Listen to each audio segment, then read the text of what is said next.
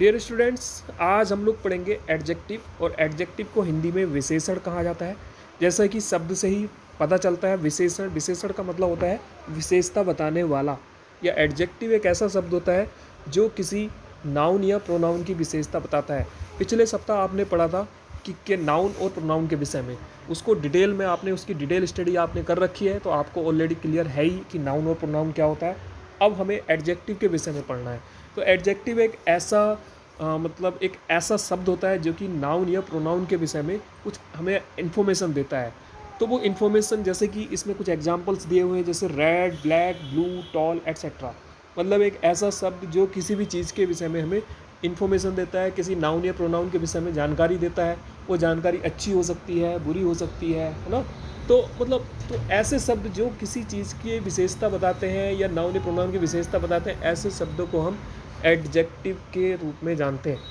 तो देखिए, ये तो एडजेक्टिव की बात हो रही है। अब देखिए, हम बात करते हैं कि ऐसे कौन कौन से एडजेक्टिव हो सकते हैं जो कि आप जिनको थोड़ा एग्जाम्पल के थ्रू उसको समझ सकते हैं। तो देखिए, सबसे बड़ी चीज़ क्या है इसमें, पहला है बिग।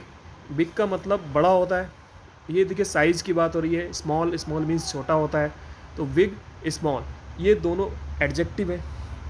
जैसे कि आप इसमें एक एलिफेंट की पिक्चर देख रहे हैं, तो एलिफेंट बिग है, बड़ा है। तो इसमें हमें पता चल रहा है कि जैसे कोई हमें उसकी विशेषता पता चल रही है, एलिफेंट की विशेषता पता चल रही, तो बिग क्या होगा, एक अपने आप में एडजेक्टिव होगा। इसी तरह से सेकंड है स्मॉल। स्मॉल मीन्स छोटा होता है।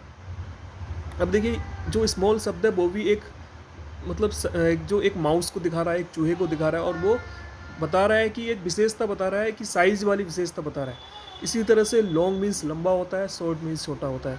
तो ये भी किसी न किसी चीज़ की विशेषता आप इसमें पिक्चर में देख रहे हैं कि ये एक अपने आप में पिक्चर्स के थ्रू आपको पता चल रहा है कि ये चीज़ बड़ी है या छोटी है। तो उसको किसी न किसी चीज़ की विशेषता है, इसलिए ये सारे एडजेक्टिव के अंतर्गत आते हैं। इसी तरह से गुड, बैड।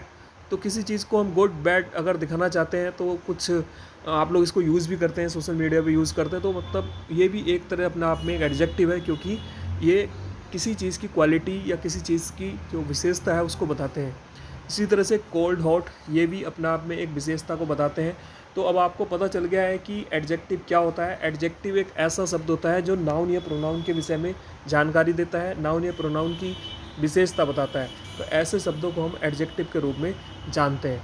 अब हम बात करते हैं कि ये जो एडजेक्टिव होते हैं, ये एडजेक्टिव कितने तरह के होते हैं, इसके प्रकार क्या होते हैं, और एडजेक्टिव को हम डिटेल स्टडी करेंगे। इसलिए हमें इसके काइंड्स ऑफ एडजेक्टिव्स को या टाइप्स ऑफ एडजेक्टिव्स को भी अच्छे से सीखना है। तो पहला जो इसमें काइंड है, पहला जो प्रकार है, पहला प्रकार है एडजेक्टिव्स ऑफ क्वालिटी। तो इसको हिंदी में गुणवाचक विशेषण कहा जाता है। गुणवाचक विशेषक, जैसे कि नाम से ही पता चल रहा है, क्वालिटी। क्वालिटी मीन्स क्या होता है, गुण होता है। तो इससे हमें किसी चीज़ के गुण के विषय में पता चलता है, मतलब किसी व्यक्ति, वस्तु या स्थान का कैसा गुण है। तो अगर ऐसी चीज़ की बात होगी तो उसको हम एडजेक्टिव ऑफ क्वालिटी कहेंगे। दूसरा है एडजेक्टिव ऑफ क्वांटिटी। क्वांटिटी की मीन्स मतलब होता है परिमाणवाचक विशेषण।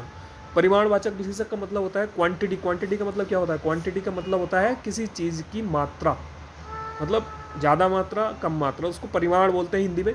तो ये क्वांटिटी भी होता है, एक ऐसा एडजेक्टिव होता है जो क्वांटिटी के विषय में बताता है, किसी वस्तु या किसी वस्तु की क्वांटिटी के विषय में बताता है। एडजेक्टिव ऑफ नंबर, इसको बोलते हैं संख्यावाचक विशेषण।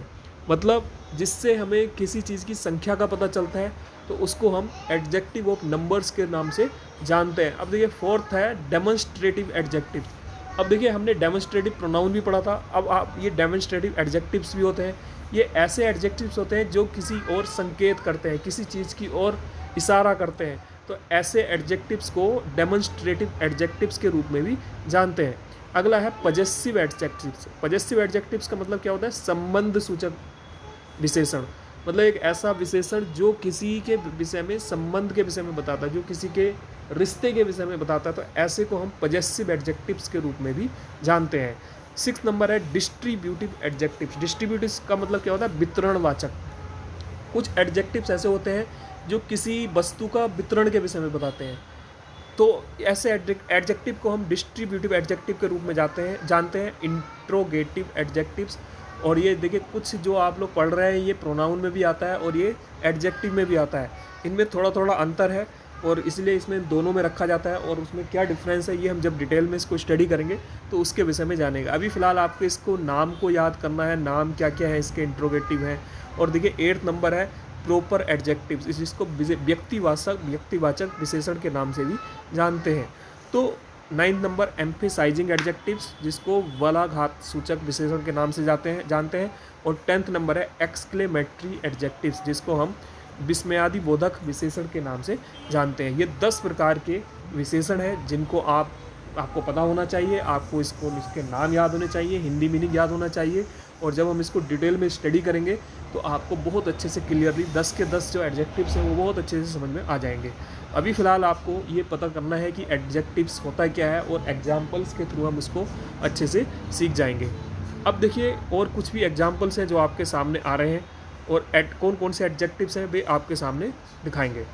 तो देखिए ये जो एडजेक्टिव्स होते हैं, जैसे किसी चीज़ में क्वालिटी होती है, किसी चीज़ की क्वालिटी होती है, किसी चीज़ की विशेषता होती है। जब हम किसी चीज़ की विशेषता के विषय में बताते हैं तो उसको हम क्वालिटी के बारे में बताते हैं।